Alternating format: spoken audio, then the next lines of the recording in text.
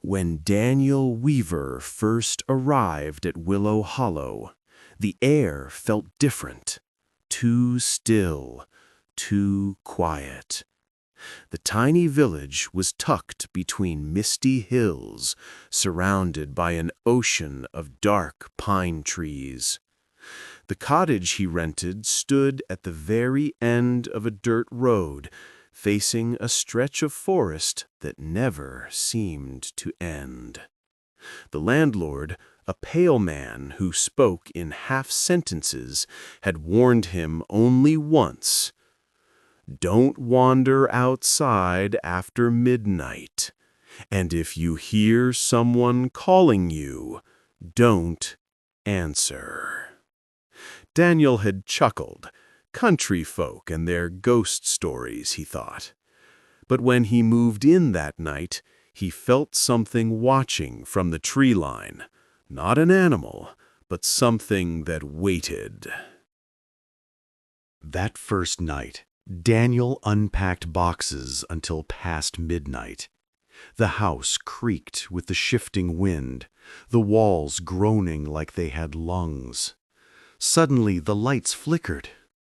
Then, through the whisper of leaves, a voice. "Daniel." He froze. It was soft, almost sweet, like a loved one trying not to wake him. He moved to the window. The fog outside glowed faintly under the moonlight, swirling like breath. "Daniel, come outside." The voice was clearer now, female, familiar. He whispered to himself, "Mom?" But she had died 2 years ago.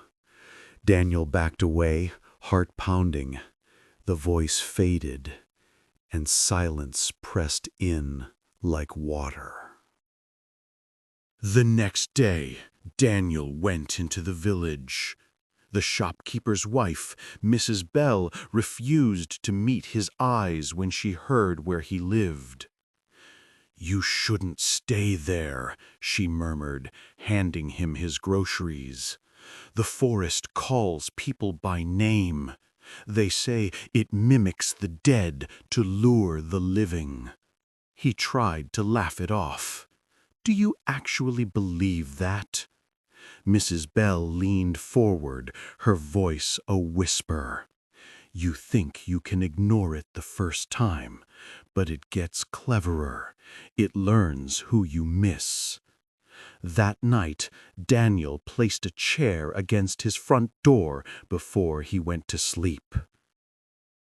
At 12:07 a.m., the chair scraped across the floor by itself. Daniel woke instantly. The house was pitch black. Then,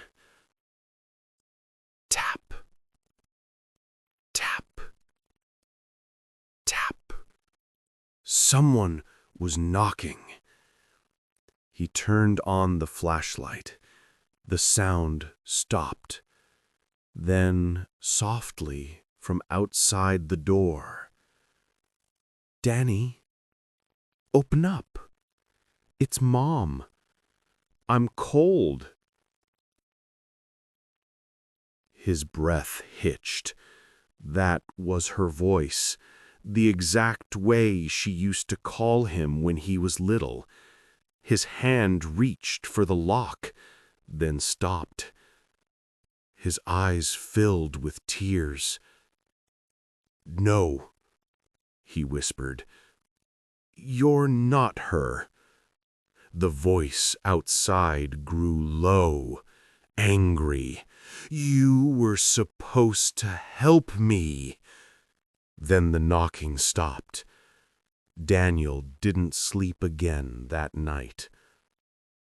By morning, exhaustion clawed at him.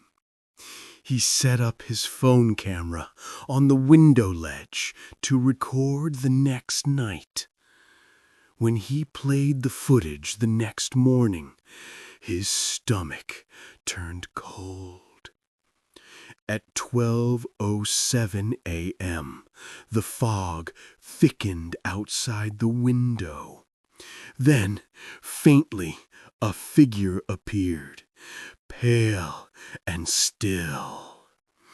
A woman's voice whispered, "Daniel!" But beneath it, layered deep, came another voice, lower, wet. "Let him answer."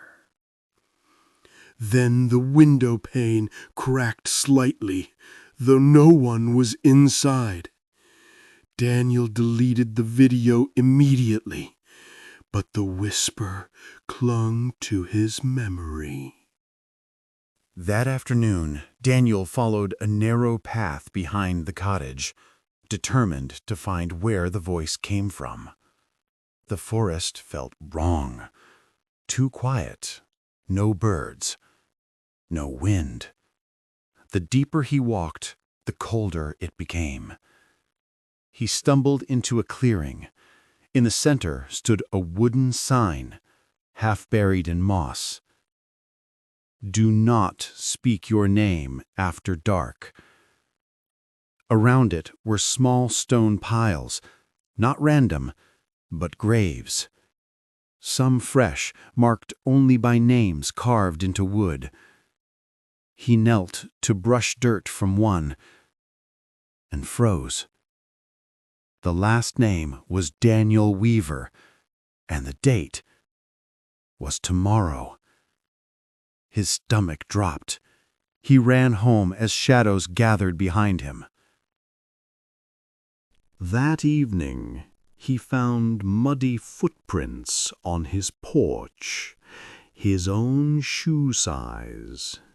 Inside, his phone was lying in the hallway, though he'd left it charging in the bedroom.